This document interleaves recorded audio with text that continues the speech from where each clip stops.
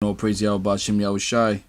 And basically, just bring this out real quick because I don't got that much time on the phone. Basically, EMP Commission warns blackout of electricity, food, water to last year or longer. Huge death toll. These are times we're living in, man. Famines, pestilence, and nuclear war. Look at that. Parts of the United States will be starved of electricity, water, and food, internet service, and transportation for a year or longer by the smallest electromagnetic pulse attack on the electric grid, according to a newly declassified report from the Federal Commission. It's heavy because they had that dark sky drill in Wisconsin on the 15th to the 17th. Darkness, man.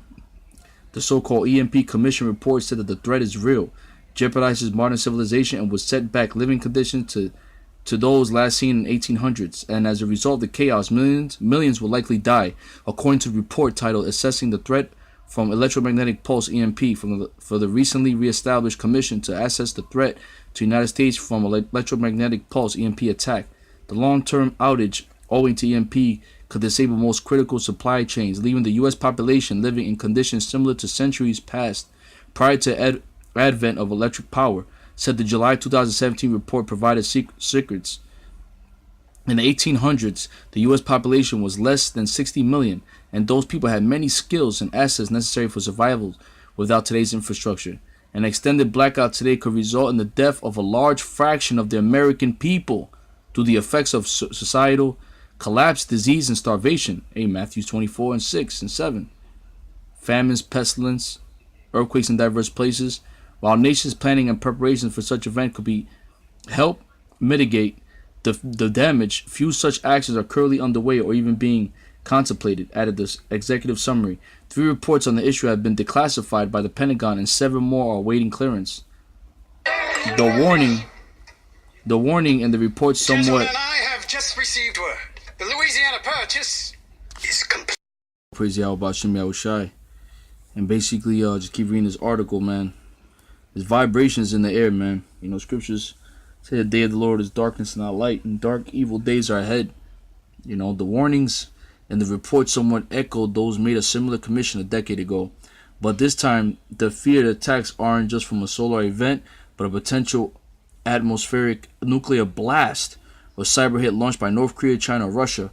What's more, the report warns that despite President Trump's focus on the issue and demand for action, federal agencies are fighting over the issue of the Defense Department, which is factoring EMP protection into its plans.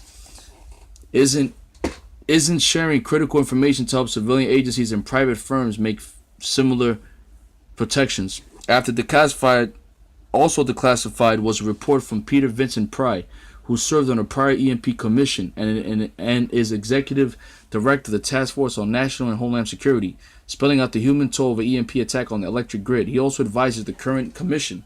In Life Without Electricity, he said the results would be social order. Looting requires dusk to dawn curfew. People become refugees as they flee powerless homes. Workforce becomes definitely employed as scavenging for basics, including water, food, and shelter. Communications, no TV, radio, and phone service. Transportation, gas pumps, inoperable. Failure of signal lights and street lights impends traffic. Stop traffic after dark. No mass transit metro service. Airlines stopped. Water and food. No running water. Stoves and refrigerators inoperable. People melt snow, boil water, and cook over open fires. Local food supplies exhausted. Most stores due to blackout. Energy, oil, and natural gas flow stopped. Emergency medicals. Hospitals operate in dark. Patients on dialysis and other life support threatened. Medication administered and babies born by flashlight. Death and injury. Casualty from exposure, carbon dioxide poisoning, and house fires increase. President Trump. The report. President Trump withdrew from the bogus Iran nuclear deal and his determination to denuclearize North Korea, all the more important because even a single nuclear weapon possessed by these rogue states would pose an existential threat to North Korea by EMP attack, Pry told Secrets.